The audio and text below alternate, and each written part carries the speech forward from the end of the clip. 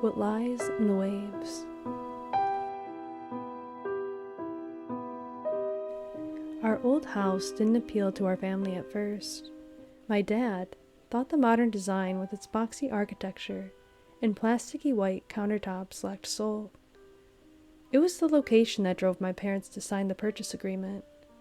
The house was located on a small cliff, which squatted over the sea. Before the novelty wore off, it was like a 24/7 vacation. Anytime you wanted, you could climb down the rocks and feel the water at your feet, tugging you out to the open ocean. My older sister Felicity and I were outdoors often. My dad sometimes joined us on the weekends, bringing a beach ball to toss around, which we would nearly lose to the waves with each missed catch. My mom rarely came. It was unspoken knowledge in our family that she liked the idea of the house more than actually living there. To her, the value of the property and its beautiful surroundings were a marker of prestige, of a lifestyle captured in the Facebook photos of acquaintances and mutual friends, the kind of lifestyle she grew up wanting and could now post online for the world to see. "Money can't buy happiness, but it can help you get there," she would joke with Felicity, who was already taking after her, buying branded clothes from thrift stores and passing them off as new, snapping selfies by the Mercedes-Benz parked in the local mall garage, and counting the likes and comments they earned. But there was a warmth in Felicity that my mom didn't have.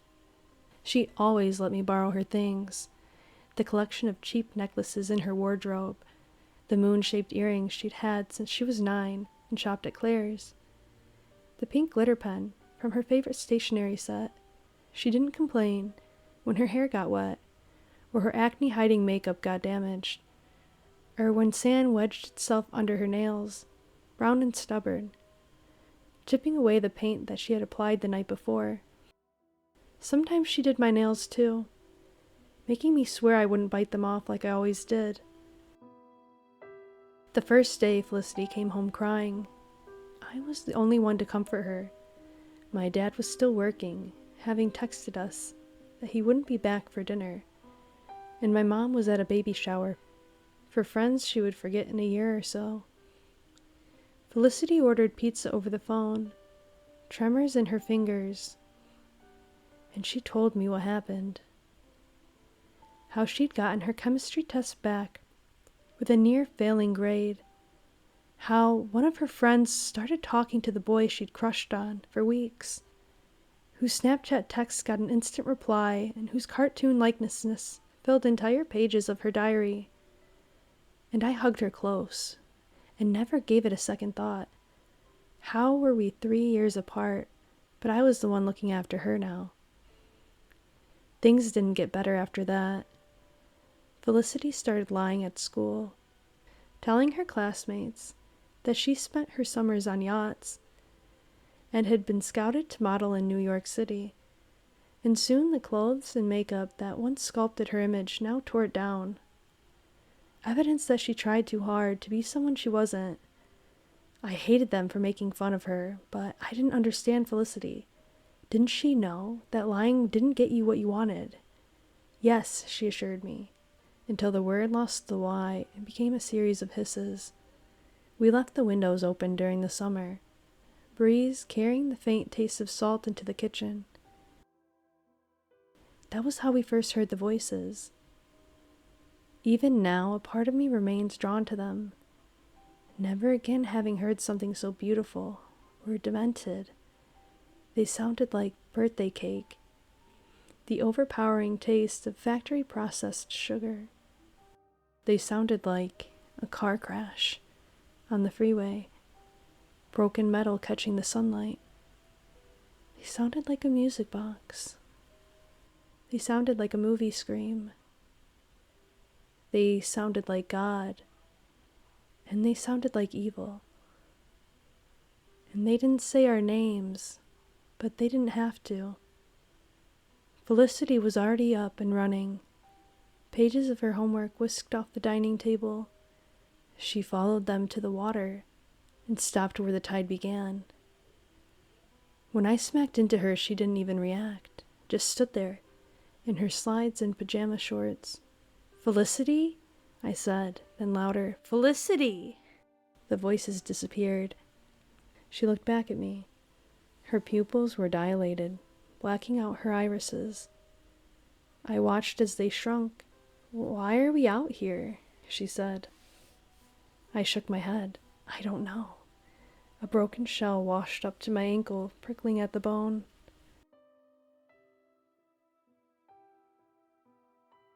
Months went by without hearing the voices, and in time we forgot them.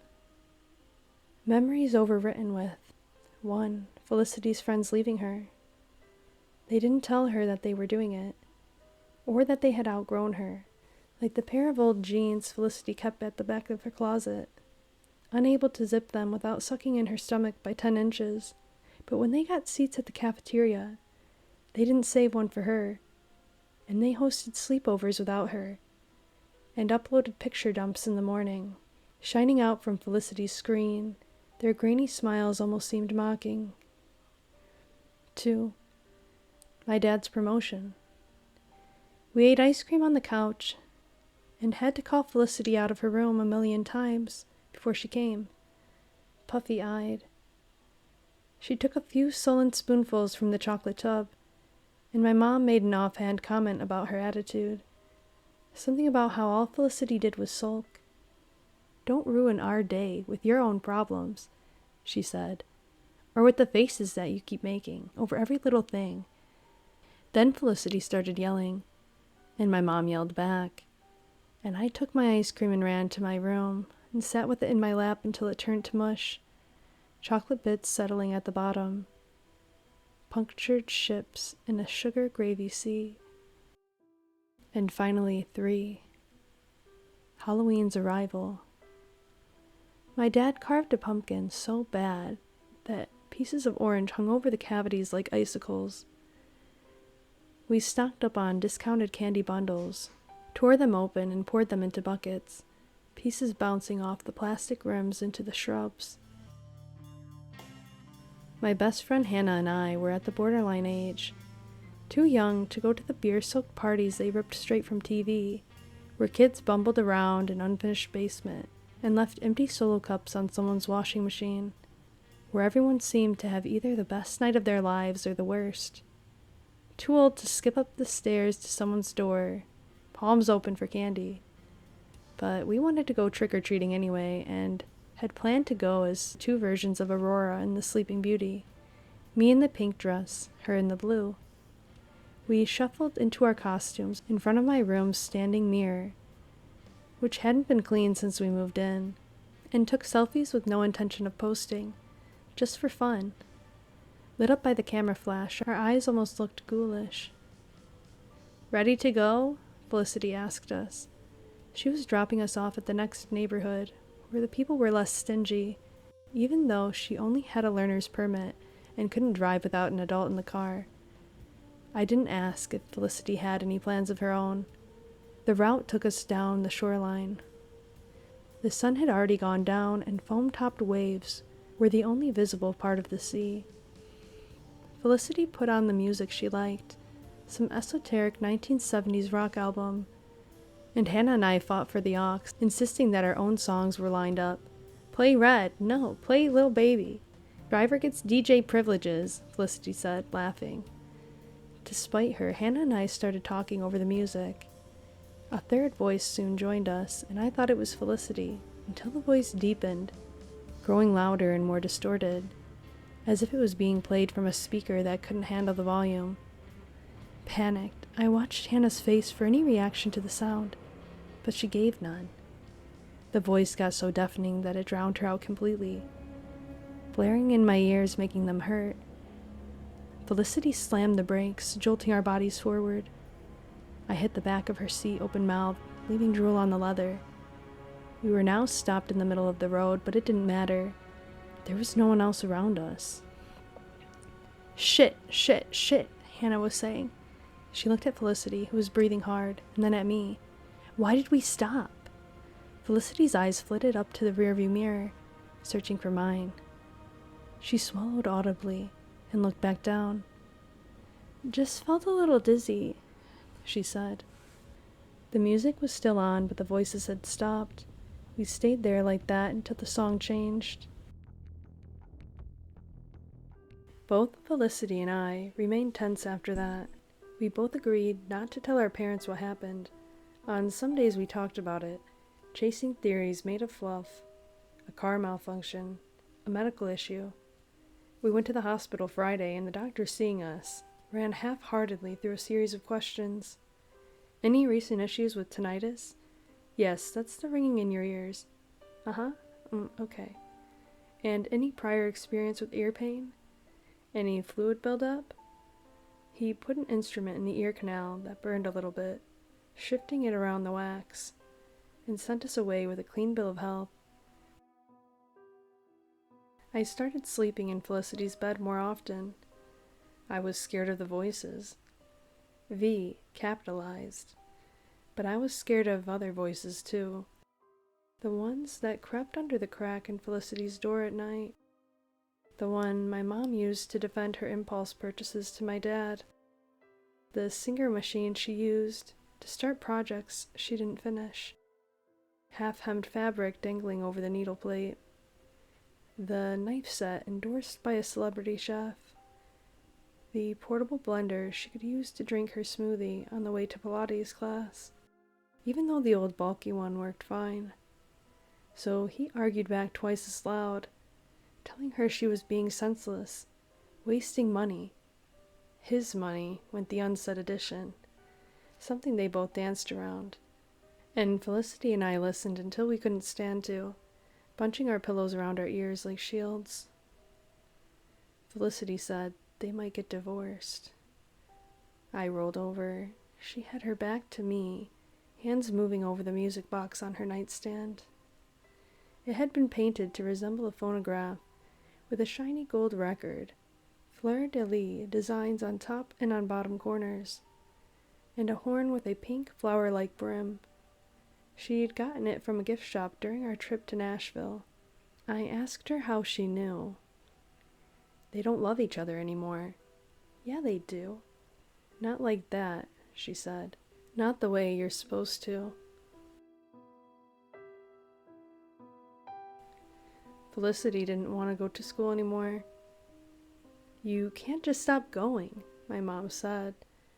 "Mom," she said, "you just don't get it. The people there are just, they suck." Her voice started wobbling. A spiteful part of me thought they might suck less if you stopped lying to them. Then I felt guilty.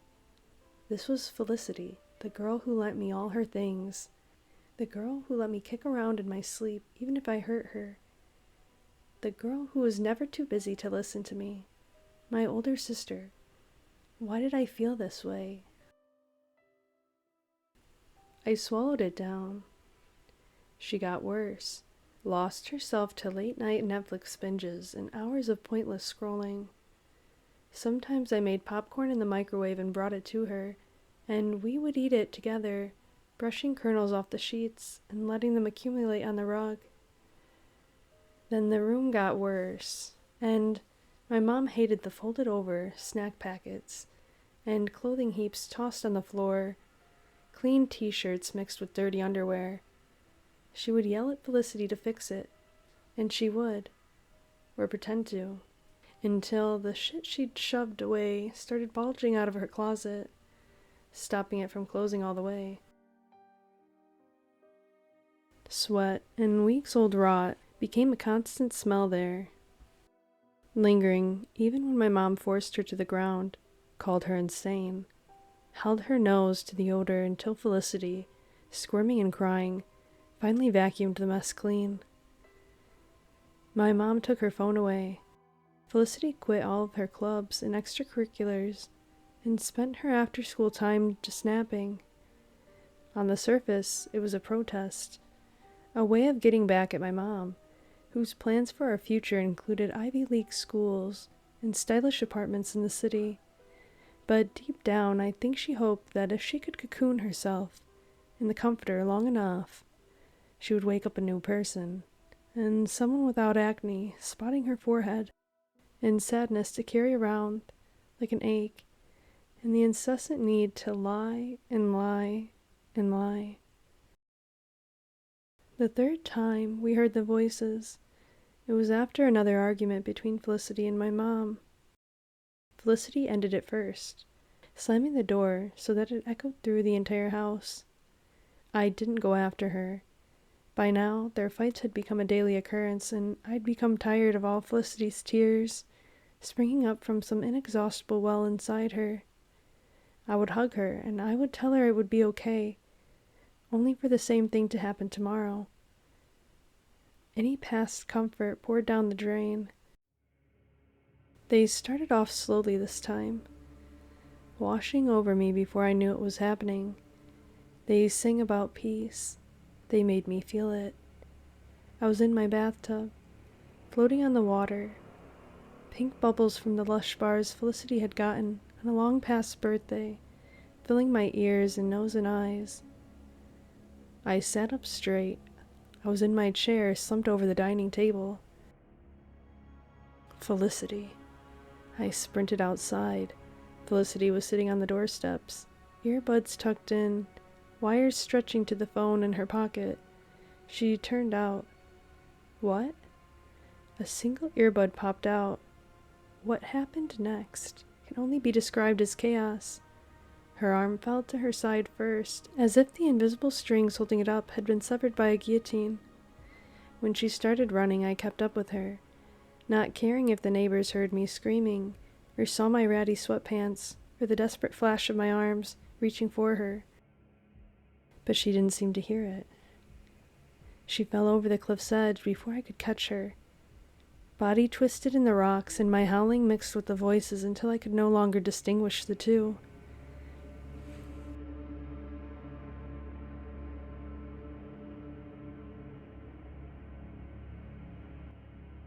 Felicity had broken 2 ribs in both of her legs. She had ruptured her spleen, but had avoided injuring her head. I don't remember how we ended up in that overly sanitized waiting room, or who told us that Felicity would be all right. I remember gripping the plastic armrests of my chair until it hurt, milking the relief of those words for all they were worth. I hazily remember telling my mom that we had to leave the house, or we'd get snared by the thing waiting for us. Her refusal. "Stop making a scene here," she hissed. "Your sister just got hurt and you want to talk about the house in your nightmares?" But I knew it had never really been about Felicity. She didn't want to go to school until her legs healed. Though they offered to provide a wheelchair for her, and since online schooling wasn't a big thing then, she stayed at home. Her absence soon became worryingly long, according to the dean of students, who called my mom and told her that Felicity might have to repeat a grade. Felicity didn't care. The best and last fun we ever had was during those days, when we tossed 1,000,000 clothes into the virtual shopping carts and closed the tab on them all. Played Monopoly with the board we hadn't taken out since I was 7, posted pictures of wine glasses filled with pink lemonade. We were both scared of the voices. We were scared together. We both knew that we couldn't tell our mom the truth, or she would think I had caught whatever insanity Felicity had. Couldn't tell our dad either, now that he was working harder lately, like he was trying to keep afloat of the rising credit card bills. But we knew the voices were still out there somewhere, waiting for us. One of my last memories of Felicity involved a storm. They thought a hurricane might hit the upstate area, and where we lived, the rain bulleted the ground, choking the gutters along the street. We stayed indoors. I made mugs of watery hot cocoa, the milk having run out that morning, spent on my mom's coffee. We drank it on the bed and watched old episodes of Pretty Little Liars on Felicity's laptop. Between credits, she would turn on the music box. Its chime-like tunes drifted through the house, eerie and comforting. Soon my vision got fuzzy. What episode were we on? My mom came in to say goodnight. My eyes kept closing and reopening. I heard the music box go silent. There was a sharp pain in my neck when I woke up. I had fallen asleep in a sitting position, head limp.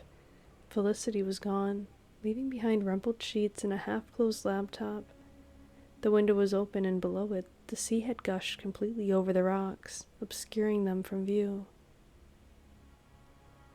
We filed the missing persons report as soon as we could, and by the time the case had grown cold, and the press attention had withered away, their intrigue stemming from the fact that Felicity, whose legs were broken, couldn't have gone anywhere by herself. Our family had packed up and left the house at last. My mom had been adamant on staying, adamant that someday Felicity would come back. But my dad and I were tired.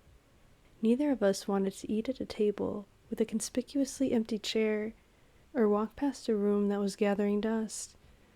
Long gone hope, still lighting up every now and then, that we'd see her there, asleep as always. At one point my dad lost it. "If you want to stay here, then stay," he screamed at my mom. "Stay here as long as you fucking want, but I'm leaving and so's Becca." She caved.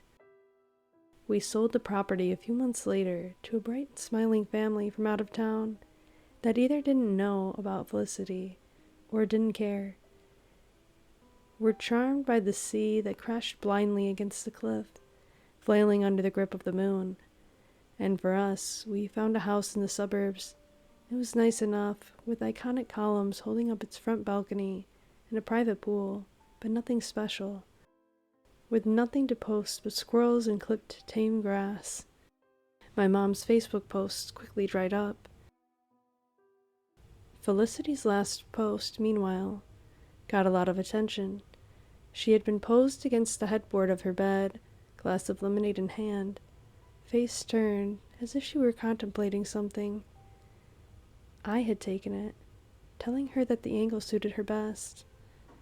At that time, it had received a handful of likes and 2 comments, Hannah's and mine, but while the search for her was in progress, the post was assaulted with pithy comments from her classmates and former friends. "Praying for you right now. Please come back safe." Read one. "My heart is actually broken. Why do the worst things always happen to the sweetest people?" Read another. Even the boy she liked once said something. "Situation just sucks. Hope nothing bad happened."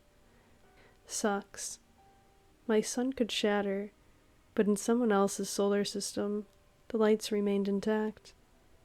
Not even a day later, they were posting stories featuring trips to the mall and glasses of chocolate mousse, served in restaurants with fashionably exposed ceilings and polished metal stools. They didn't try to approach me at school, thank God. It was easier to lie on a dead girl's post, and I knew she was dead. Knew it in the place that tells you to blink and be afraid of the dark, than to comfort the living, who could still judge you, condemn you. My teachers tiptoed around the issue, handing out extensions and bumping up my grades, and so I stopped studying for tests and handed in assignments a week after the deadline. A part of me still wonders whether it was out of grief or a desire to exploit the situation. In a sense, then, I wasn't much better than the people in Felicity's grade. We both had used her disappearance for our benefit. I kept her music box in my new room, almost like penance. In the months leading up to the move, I had waited for the voices to return, believing with a dull certainty that they would. But they never did. I won't bore you with the details of my transition from middle school to high school, or the things that Hannah and I missed out on, shutting ourselves out from the world while our peers moved on and grew up. While other friends came and went, splitting off because of petty drama, or a wedge driven in by time, Hannah stayed by my side. Let me cry on the days Felicity's memory was particularly strong. When I told her about the voices, years after I had last heard them, I could tell she didn't believe it, but knew she would never say that to me. "Describe it," she said. So I told her about the way they sounded, like the last burst of warmth you feel before succumbing to winter. I told her we'd heard the voices that night in the car, and that was why Felicity had stopped. I even told her how dismissive my mom had been, calling them nightmares. Bullshit. "So how do you feel?" Hannah said suddenly. We had been painting each other's nails, and it was her turn to do mine. I watched her work, applying the polish in precise, steady strokes. "About my mom?" "Well," she said, "I mean about the whole thing. How do you feel now?" "But sure. I hate her." Until that moment I hadn't, but my words had crystallized it into being. Hannah nodded. Then she blew air onto my nails. We had a Greek mythology unit in English class where we read translated excerpts of the epics and wrote essays about their modern relevance. One excerpt in particular grabbed my attention. It was a section from the Odyssey where the witch Circe warned the titular hero about the sirens. "The only way to avoid their song," she said, "is to plug your ears with wax." After class, Hannah waited for me as I shoved my folderless papers into my backpack. She didn't have to say anything. We both knew what each other was thinking. We walked out into the hall, the swarms of kids going to their next class, or to skip in the auditorium. And for a moment we were buoyed above them all, held up by a single, damning, isolating truth. "We have to do something about it," Hannah said. We were sitting in my dad's Porsche parked outside the school. "Like what?" I mumbled. "Find out if they were real or not. Do something." She looked at me, and my drooping posture, which seemed to aggravate her. "Don't you want to know what happened?" "Uh-huh. If it's real, we can put a stop to it." "Look, whether it was real or not isn't the issue. I know it was, and there's nothing we can do." "How can you be so sure?" "Because I was there, okay? I fucking heard it." "So you just plug your ears," she said. I'd had enough. Something inside me couldn't bear to see her speak so flippantly about the things that had taken my sister, as if her death was easily preventable from the start. "The fuck is your problem?" I said. "Why do you care so much? This didn't even happen to you. Because other people could get hurt." I just laughed. Hannah got out of the car, and I didn't call her to stay. Hannah texted me for 2 weeks, begging me not to be mad at her, telling me that she knew she had overstepped, that she was sorry, and wouldn't bring it up again. Her messages grew longer every time I read them without replying. At school, she would talk to me, and I would give her one-word answers until, wilting, she left me alone. I don't know why I did it. I was angry. But even back then I knew I was being stupid and childish. Then when that wore off, I felt guilty. I didn't know how to respond. It doesn't matter now, I guess. There are some things you can't take back. They found a body this time. According to Hannah's parents' version of the police report, she swam into the ocean surrounding our old house, too drunk to think straight, and drowned. A freak accident. But I knew a different version of the story. Shortly before Hannah went missing, I got a text from her containing a link to a Google Doc. It was a letter. It talked about how I used to sit next to her in 6th grade math class, when I took Felicity's pink pen to school and drew a cat on Hannah's agenda when she wasn't looking. One year in the Sunday column, the other in Monday. Hannah wrote her number under it half-jokingly. I laughed, and she started loving me. "You didn't have to love me back," said the letter. "Just care a bit." I wasn't even going to tell you how I felt, until I threw her away. The letter talked about driving around my old house every day, hoping to hear the voices, getting more and more desperate the longer I went without talking to her.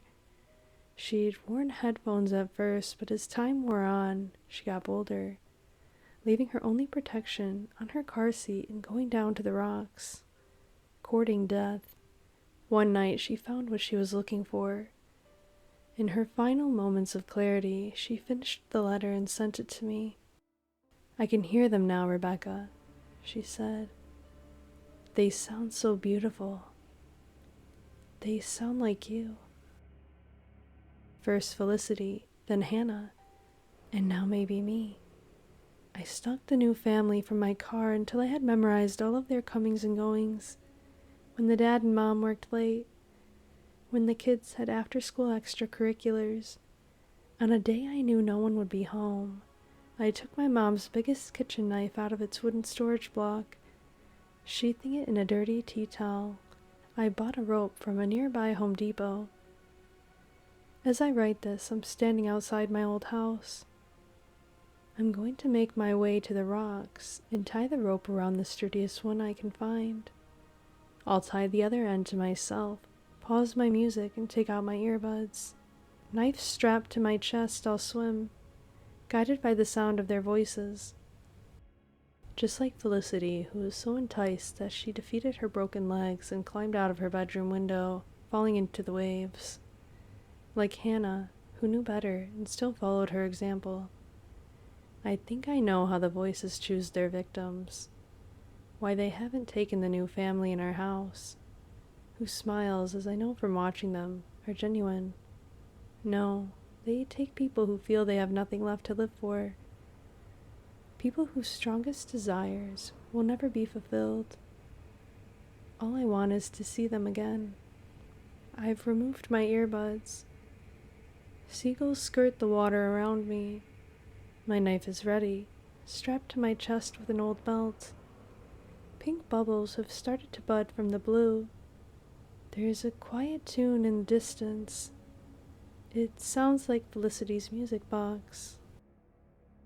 She isn't dead. I can see her now. She's calling to me.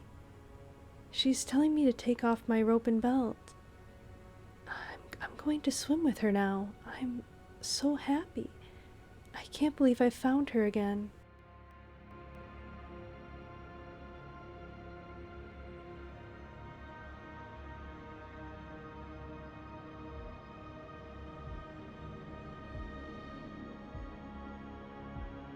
I want to say thank you to the author for letting me narrate their story. Please see more detailed credits in the description below. And please like and subscribe if you've enjoyed the telling of this story. And remember, if you hear the voices calling to you from the water, plug your ears.